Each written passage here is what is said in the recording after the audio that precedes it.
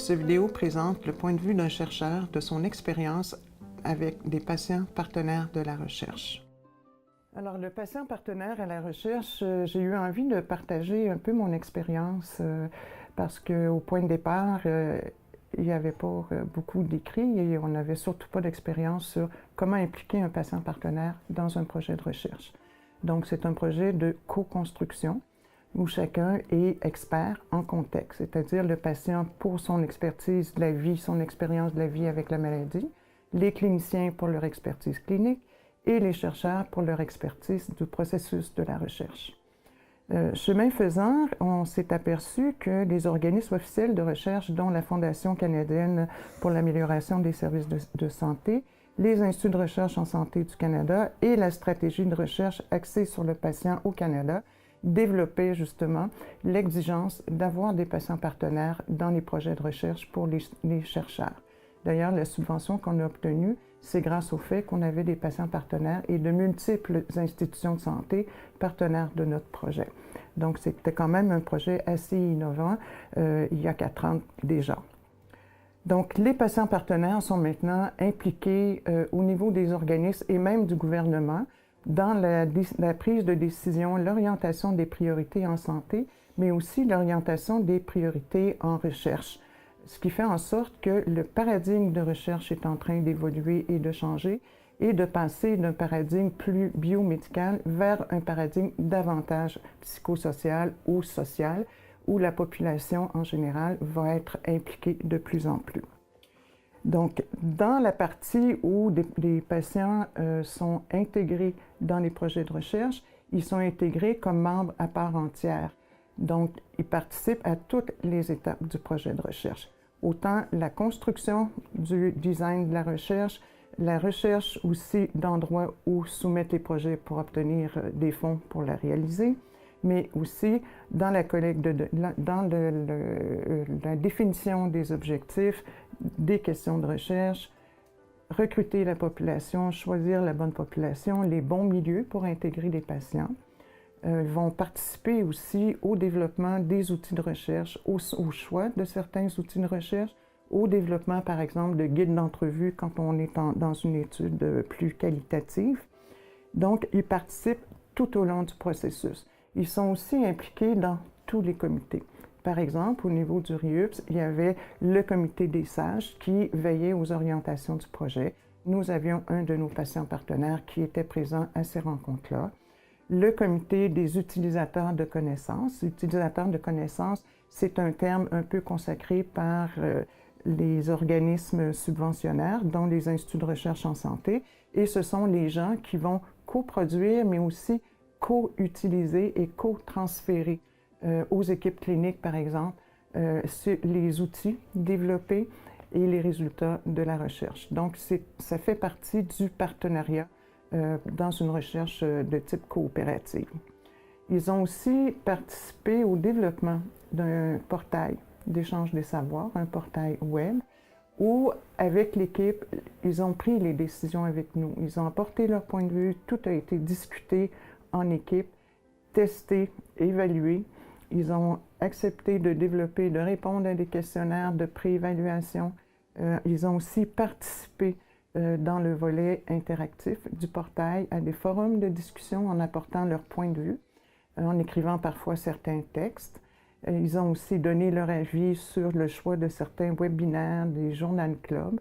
Donc, ils ont aussi apporté parfois certains messages pour les rubriques d'actualité qui étaient déposés sur le portail chaque semaine. Donc, les patients partenaires ont vraiment une place très importante pour faire évoluer la recherche. Donc, ils deviennent en quelque sorte co-auteurs du projet de recherche au même titre que les autres membres. Les patients partenaires, en fait, vont mobiliser leur savoir. Ils vont partager leur savoir avec les savoirs développés avec les chercheurs et les cliniciens pour faire avancer et obtenir, au fond, des résultats qui vont mieux répondre ou être plus pertinents aux besoins ou à la réponse des objectifs de la recherche. Donc, au RIUPS, quand on a commencé, Ça a pris un certain nombre de mois avant d'implanter le projet dans les milieux cliniques, parce qu'il y avait quand même 6 milieux cliniques différents, 6 équipes cliniques différentes aussi. Donc, il a fallu aller chercher les appuis politiques, les appuis organisationnels des gestionnaires, les appuis aussi ici à la Faculté des sciences infirmières de l'Université de Montréal pour être capable de s'enligner vers certains objectifs, vers certaines façons de faire et avoir, au fond, se faire ouvrir des portes pour pouvoir avoir accès aux équipes cliniques et au développement des savoirs.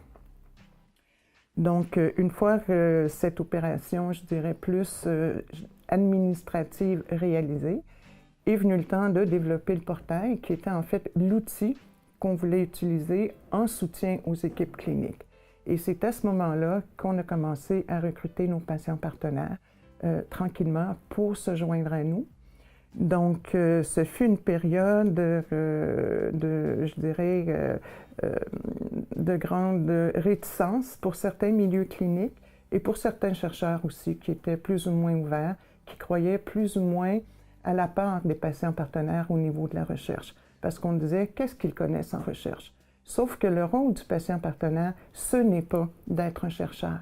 C'est de collaborer avec le chercheur pour que le chercheur puisse tranquillement, avec lui, réorienter, par exemple, ses questions de recherche. C'est ce qui est arrivé au RIUPS. Les questions de recherche de départ se sont réorientées vers d'autres perspectives plus utiles et pertinentes en regard de l'expérience de santé avec la maladie. Donc, chemin faisant, chacun a appris, on a développé un langage commun.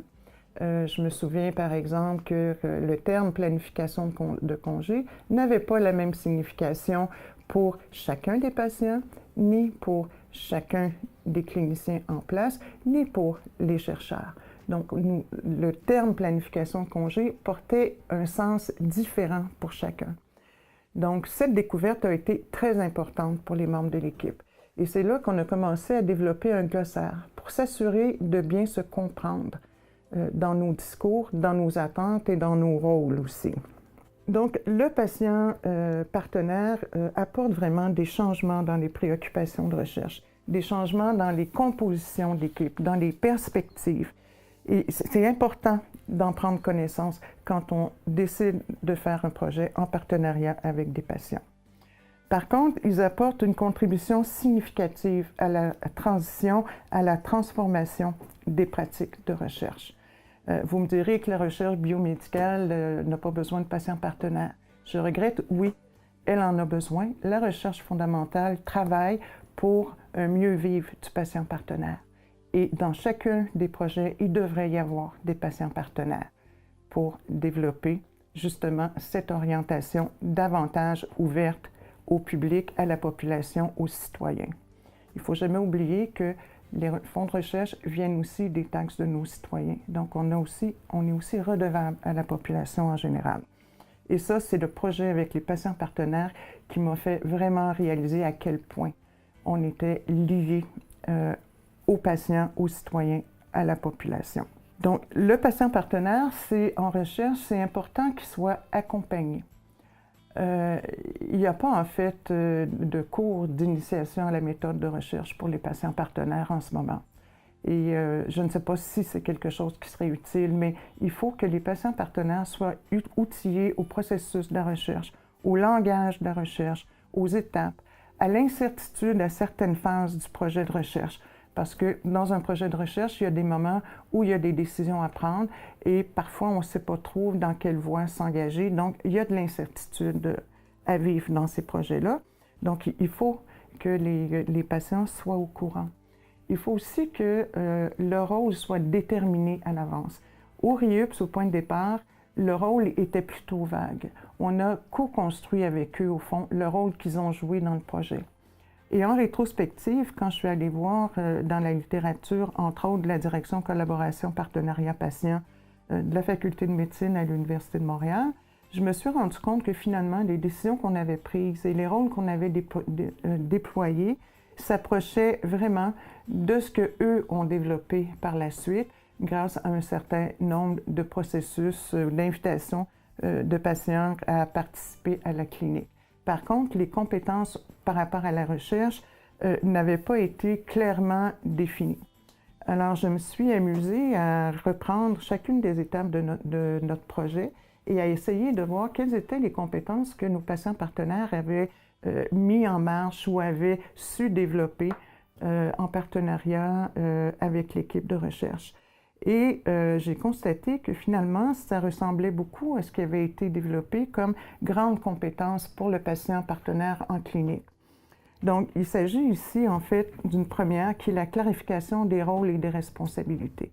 Je me souviens que les patients partenaires me posaient souvent des questions. « Oui, mais à quoi tu t'attends exactement? Là? Je suis bien prête à faire ce que tu me demandes, mais quel est le livrable que tu veux avoir? » Et en quoi je peux participer à tel volet? Il me semble que je n'ai pas l'expertise. Et là, en discutant avec eux, on trouvait des avenues, on trouvait des façons de faire.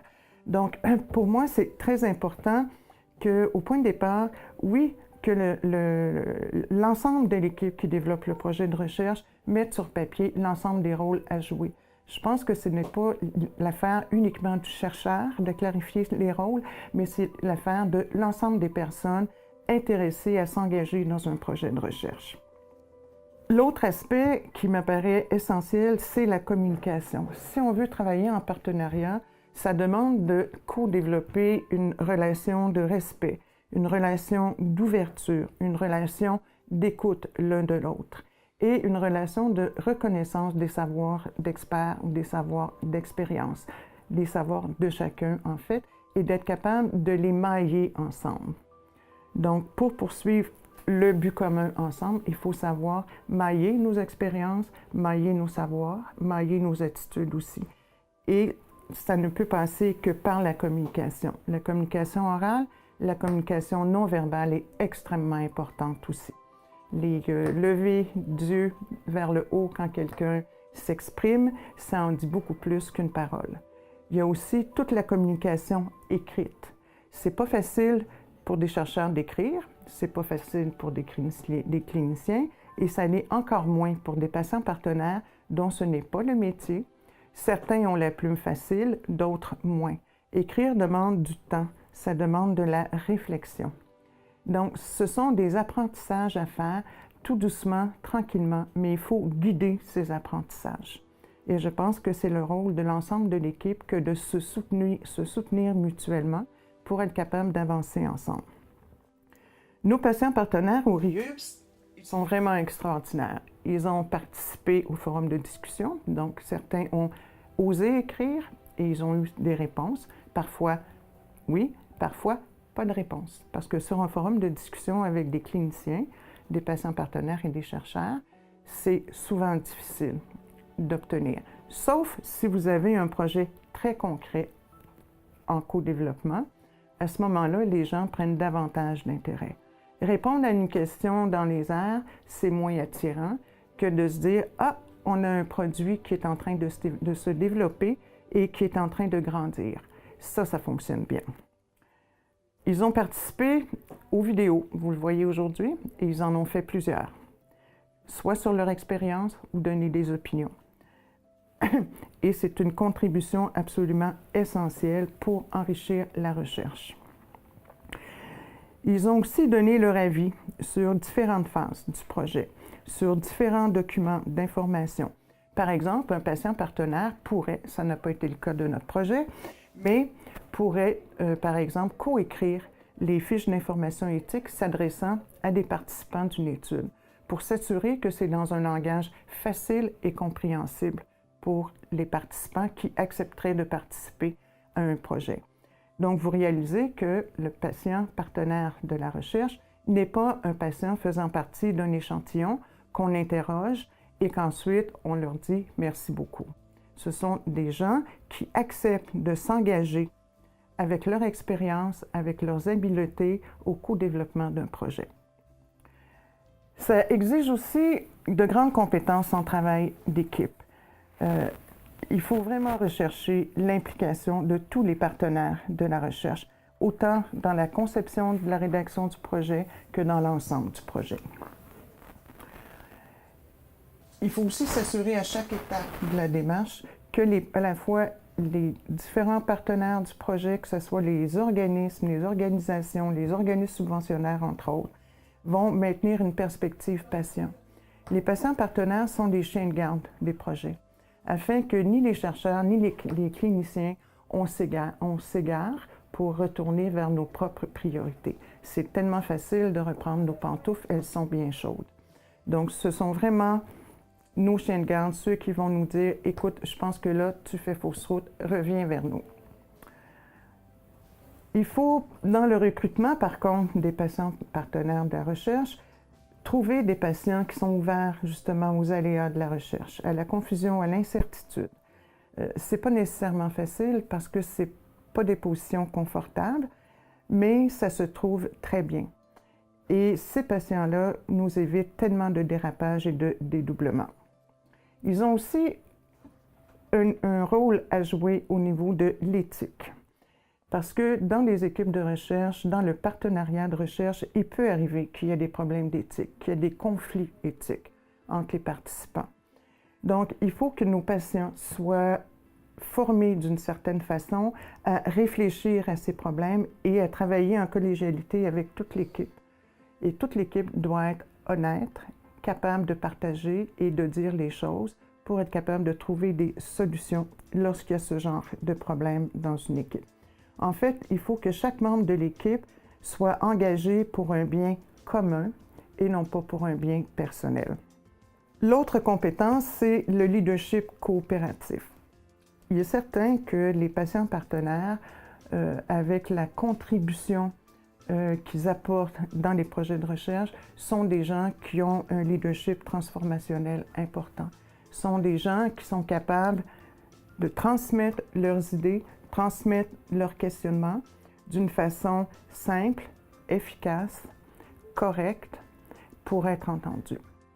Le leadership coopératif se développe tranquillement et ça fait partie d'un processus dynamique d'interaction et d'apprentissage dans l'échange d'informations en complémentarité. Donc, nous partageons en fait, chaque membre de l'équipe, une responsabilité de façon très synergique.